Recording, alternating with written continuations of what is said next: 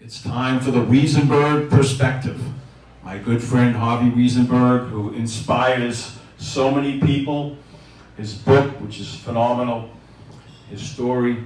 But Harvey, we got something here in Long Beach. It started on the Friday night of the first day of the Long Island Pride Festival.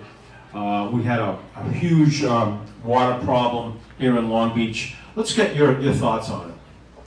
Well, my history of being a resident of Long Beach, I have to go back quite a few years when I lived on Pine Street. Aaron and I took a water sample, and we took a jar and we filled it with water, and I took it to the health department, Nassau County, and there was sediment in a third of that jar was sediment, and I brought it over there and I said, "Is this all right to drink?" And they said, "You can drink it, but don't wash your clothes in it." Wow. The reality is that the water was drinkable, but again, how did something like this occur? And I'm talking many years ago. And the answer really is the infrastructure in the city of Long Beach. If they ever really do the work that they have to do to make sure that we don't have a situation that existed recently to ever happen again, is to really understand the infrastructure of the water and sewer systems that we have here. And people don't know this, and because I was an elected official at the time when we got hit by this superstorm, it wasn't a hurricane, it was a superstorm. And the person who saved Long Beach was Senator Schumer. He got an ability to be able to, from Caterpillar, to get a generator so that all the sewage didn't get backed up and go into every house in Long Beach. And he really is the person that saved our city. Everybody took credit, but the reality is the fact that we didn't have sewage in every home was an indication that we had some help in being able to recover and rebuild. So the answer, again, going back to this situation that occurred here, E. coli.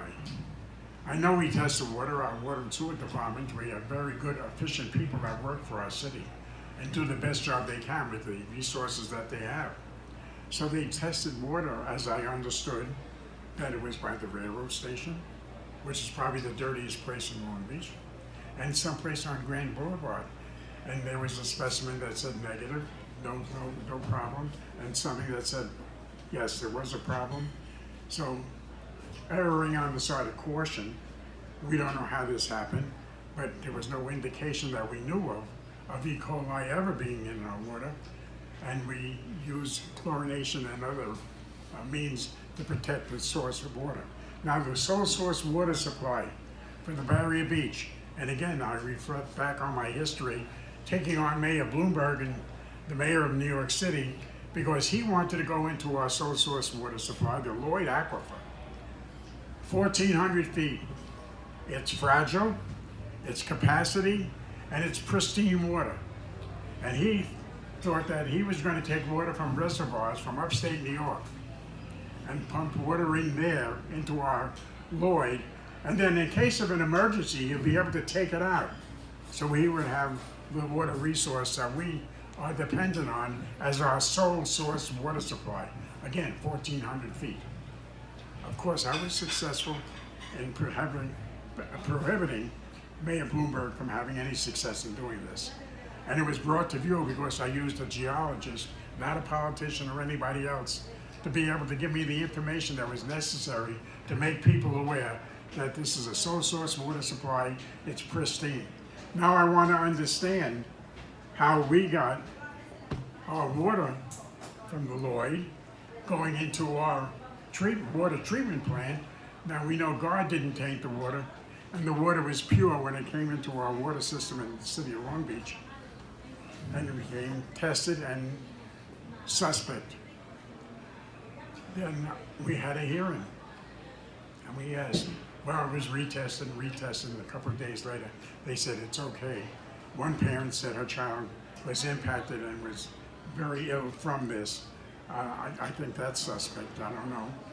Matter of fact, they even closed the elementary school because they were worried about the drinking water. And what it did to the people that reside here, the elderly and everybody else, needing water supply.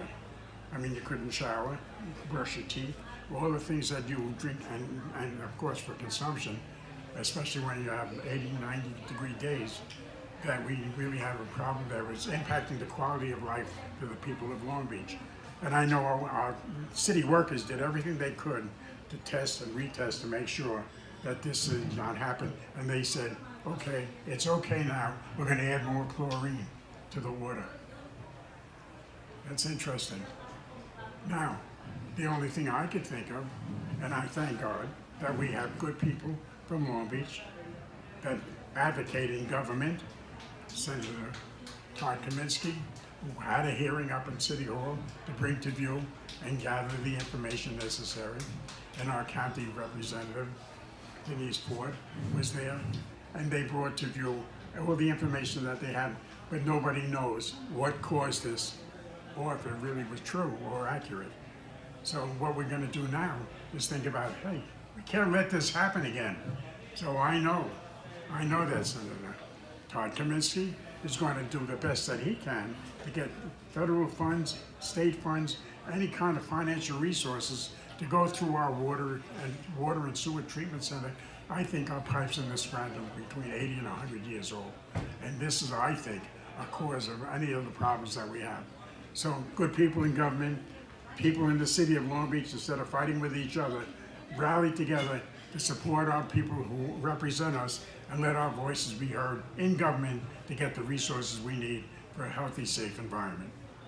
Thank you so much. That's why we love having Harvey contribute every week. He's an icon. He's a legend. He was just honored by the New York State and New York State Assembly for his years and years of public service, 400 bills, and to have this person, this icon, this man who's made such a difference, especially for children with special needs, this great man on our show every week is something that we feel so blessed and happy about. But there were 337 bills. Okay, that's pretty good. And I'm going to tell you one more story to make you smile. Okay. Being involved with senior citizens, I had the opportunity to go to senior centers and talk about generic products. And people have to be aware of the generic products that serve less money. And we hope to do whatever the regular products would do. So I went there and I gave a speech and I talked about shampoo. And I said I used a generic shampoo and I had a full head of hair. And guess what happened? I never had to get another haircut. On that note, we had a lot of bashing from a lot of senior citizens, but I'll tell you, it's funny because you know what, you can bring humor into things that have to be seriously thought of, and that's what life is really all about. Got to smile and do the best you can. Thank God for what we have. and with that, I will say this. Harvey Weisenberg, bald and beautiful. Thank you, Harvey. Bold is beautiful.